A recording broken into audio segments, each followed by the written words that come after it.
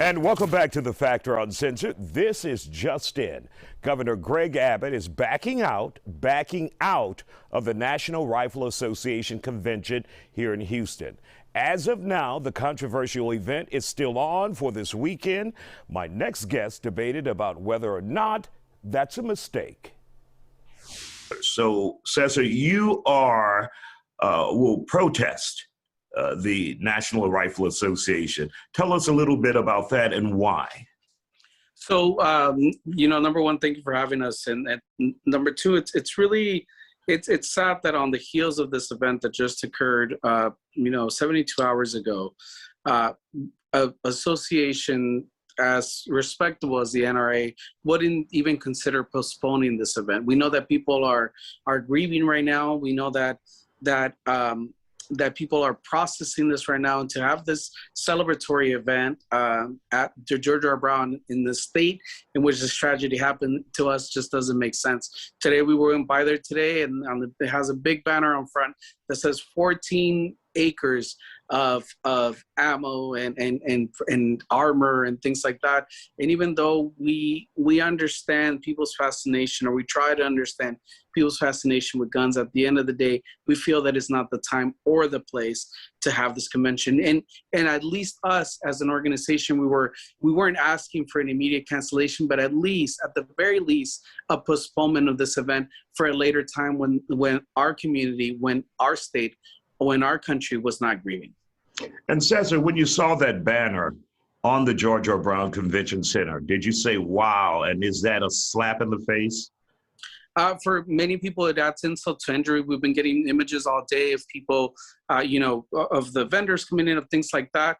And at the end of the day, we understand that there's a lot of people that would potentially lose a lot of money for this. But for those people, we ask, what's more important, money or the lives that were lost, the 19 lives that were lost at the hands of a person who should not have had a gun? And whoever defends him, God be with them, because he wasn't in his right mind to be able to go and own a gun. And the thing that we keep asking people is, if we have to get a license to drive a car, because cars can be deadly weapons, why do we continue to push the narrative of no guns, of no safety training for objects that are meant to be deadly weapons, that are built to be deadly weapons? And George, you own HTX Tactical, a gun shop here in Houston. You said you are going to the NRA convention. Yes. Do you think it is appropriate to do that with so many lives lost? Well, I think that we have to look at the situation, right? Guns are inanimate objects. Guns do not cause harm. It's the person behind the gun that's causing harm. It's the person that's holding the gun, that's controlling the gun. I got guns behind me on my wall. They haven't shot anybody. They haven't killed anybody. They've been sitting on my wall for a few months till I get them and I go out and shoot them. I think it's a horrible situation. It definitely is a horrible situation of what just happened. And, I can't imagine what these people are going through. And I don't want to imagine what they're going through. It's just a horrible, sad situation all the way around. But we have to understand it's not the guns that are causing this issue. You mentioned background checks or... And really quick, George, let me ask you this. Do you think a mother who's lost a child can differentiate between it's not the gun, it's just this guy, but it was this guy holding these AR-15s?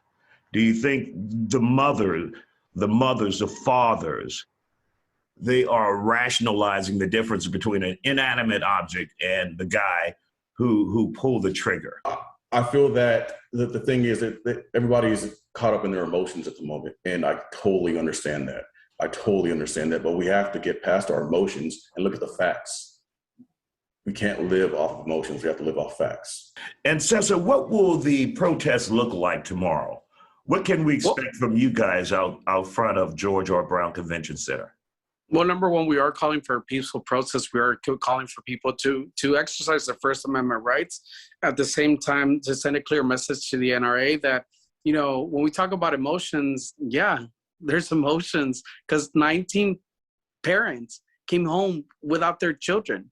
And this is not the first or the last time that this will happen. And really quick, George, is there a middle ground that you can think of when it comes to possible legislation or any changes that you think, as a gun shop owner and an advocate of guns, you think could help this situation in America where we've seen so many mass shootings?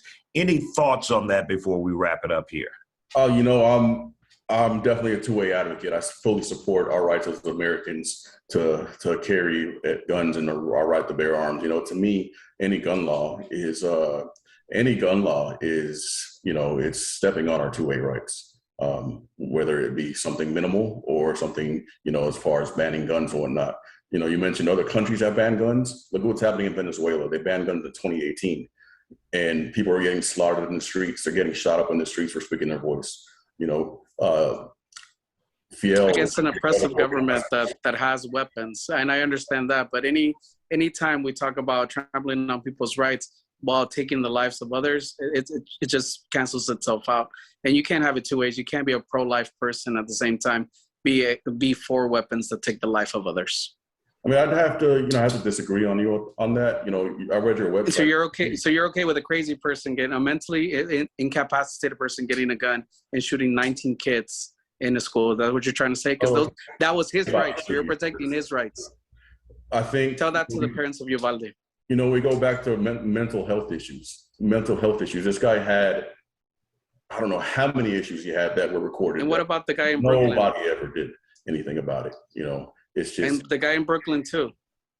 Same thing. We go back. Is racism a mental health issue? It definitely should be. I would say it definitely is. All right, gentlemen. And we want to thank you both. And of course, Cesar, we'll check in with you tomorrow to see how the protest is going. And George, we may check in with you as well about the convention and the feeling you're getting there. We want to thank you both for joining us here on The Factor Uncensored tonight.